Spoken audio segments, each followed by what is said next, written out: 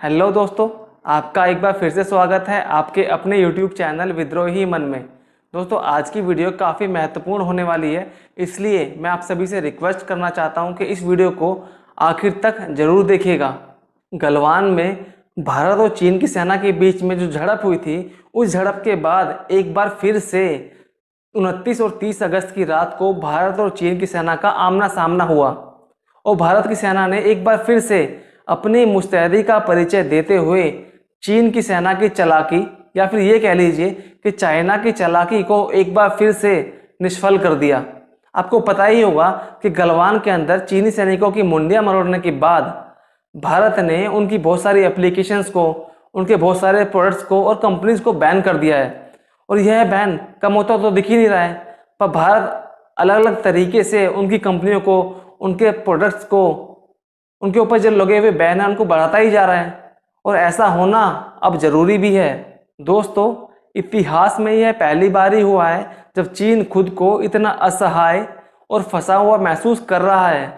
चीन ने कभी सपने में भी नहीं सोचा था कि गलवान में उसके द्वारा की गई एक हरकत उसको इतनी बड़ी मुसीबत में डाल देगी।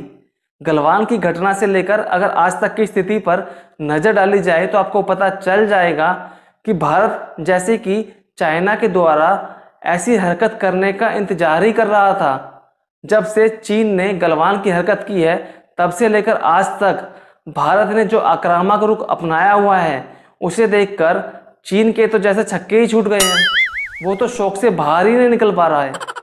अभी 29 और 30 अगस्त की रात को जब फिर से चीन की डरपोक सेना ने भारतीय सीमा के अंदर पैंगोंग एरिया में अंदर घुसने की कोशिश की या फिर घुसपैठ करने की कोशिश की, तो भारतीय सेना ने चीन को मुंहतोड़ जवाब देते हुए उनके सैनिकों को वहां से खदेड़ दिया। और ऐसा खदेड़ा कि चीन की सेना ने भारत के जिस काला टोप पर अपना कब्जा किया हुआ था, उसे फिर से भारतीय सेना ने अपने कब्जे में ले लिया। जैसा कि आप सभी को पता होगा कि 1962 के युद्ध में हमारे कुछ लीडर्स की मूर्खता की वजह से लद्दाख के एक बहुत बड़े हिस्से पर चीन अपना कब्जा कर लेता है और चीन की सेना उस समय जहां तक अंदर घुस चुकी थी, उसी जगह को लाइन ऑफ एक्चुअल कंट्रोल मान लिया गया था। लेकिन 1962 की उस लाइन ऑफ एक्चुअल कंट्रोल से चीन लगातार आगे बढ़ता बढ़ता 2014 तक लद्दाख के एक बहुत बड़े एरिया पर फिर से इनडायरेक्टली अपना कब्जा कर लेता है। और भारत की जमीन पर यह कब्जा किसके शासन काल में हुआ या फिर किसकी सरकार के रहते हुए हुआ, यह आप सब बहुत अच्छे से जानते ही हैं। अब जब भारत ने चीन पर तरह तरह के बैन लगाए, तो चीन परेशान होकर तिलमिलाता हुआ भारत के सामने झुकते हुए वह गलवान की घटना से पहले जो उसकी स्थिति थी जून के समय में, उसी स्थिति पर चला गया। उसे ऐसा करने के लिए मजबूर होना पड़ा क्योंकि चीन चारों तरफ से घिरा हुआ है और साथ ही साथ भारत के बैन से उसे आर्थिक नुकसान भी उठाना पड़ रहा है। अब गलवान की घटना से पहले की स्थिति में जाने के बाद वह बोल रहा है कि भारत को अब उसकी कंपनियों से या फिर उसके प्रोडक्ट से बैन को हटा लेना चाहिए।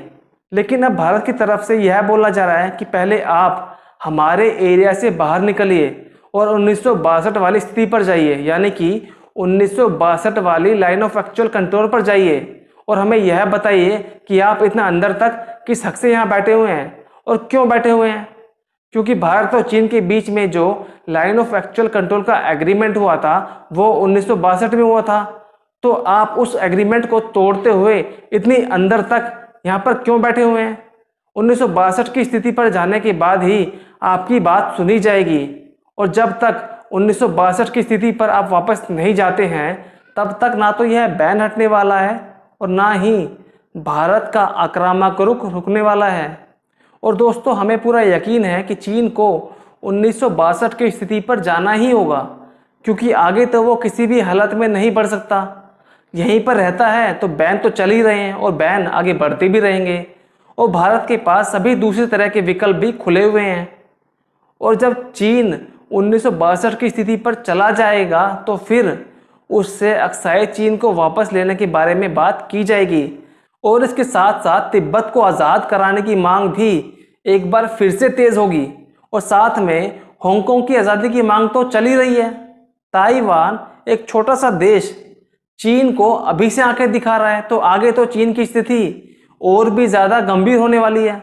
और अगर चीन भारत से युद्ध करता भी है तो ऐसी स्थिति में चीन के कई टुकड़े होने से कोई भी नहीं रोक सकता, क्योंकि अगर भारत से युद्ध हुआ तो वो सभी देश जिनका चीन से सीमा पर विवाद चल रहा है, तो वो सभी देश चीन के अगेंस्ट में अपना फ्रंट खोल देंगे।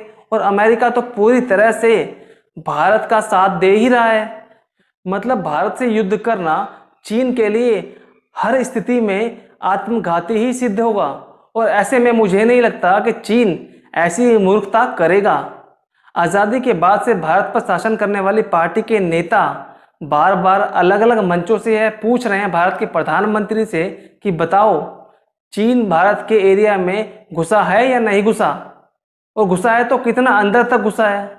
ऐसा पूछना ही उनकी बेवकूफ़ी का सबसे बड़ा सबूत है, क्योंकि देश की जनता के साथ साथ उनकी पार्टी के नेता भी बहुत अच्छे से जानते हैं कि कैसे 1962 से लेकर 2014 तक बार बार चीन के आगे बढ़ने पर भारतीय सेना को पीछे हटाया गया, और कैसे चीन के according bar bar line of actual control बदल दी गई है।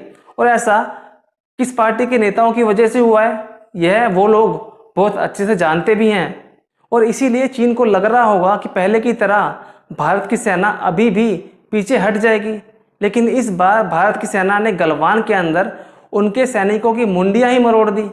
और अब पैंगोंग एरिया में चीन को हमारे एरिया से दुम दबाकर भागने पर मजबूर होना पड़ा। अगर चीन अपनी हरकतों से अभी भी बाज नहीं आता तो आने वाले समय में भारत और चीन के बीच की स्थिति और भी ज़्यादा गंभीर होने वाली है, क्योंकि मोदी जी को तो आप बहुत अच्छे से जानते ही हैं। और मोदी जी की खुली छूट के बाद भारतीय सेना भी चीन के सैनिकों के बक्कल उतारने के लिए तैयार बैठी है। और अब तो चीन भारत का यह आक्रामक रुख देखकर हक्का बक्का ही रह गया है, और उसे गलवान में की हुई अपनी हरकत पर पछतावा भी हो रहा होगा, क्योंकि मोदी जी ने पछतावे के अलावा चीन के पास कोई ऑप्शन छोड़ा ही कहाँ है। दोस्तों, आज की वीडियो में बस इतना ही। अगर आपको हमारी ये वीडियो पसंद आई है तो वीडियो को लाइक कीजिए, अपने दोस्तों के साथ में शेयर कीजिए, और अगर आप चैनल पर नए आ गए हैं तो जाने से पहले चैनल को सब्सक्राइब करना मत भूलिएगा।